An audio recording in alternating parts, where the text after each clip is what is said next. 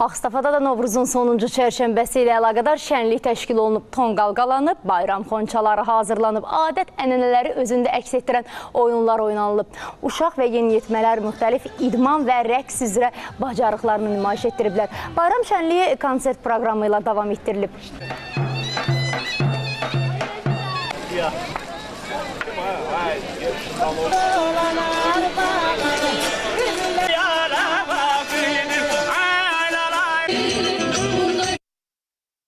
Beş ildir artıq biz zəfərimizi, Novruzumuzu zəfərli günlərlə qeyd edirik.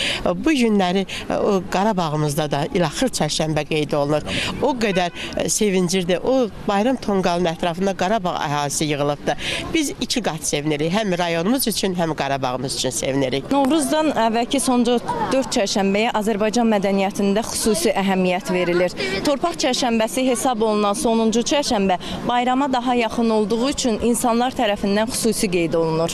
Xüsusi qeyd edilir. Ümumiyyətlə, Novruz bayramı şənlik və mərasimləri, özünə məxsusluğu və rəngarəngliyi ilə bütün bayramlardan seçilir.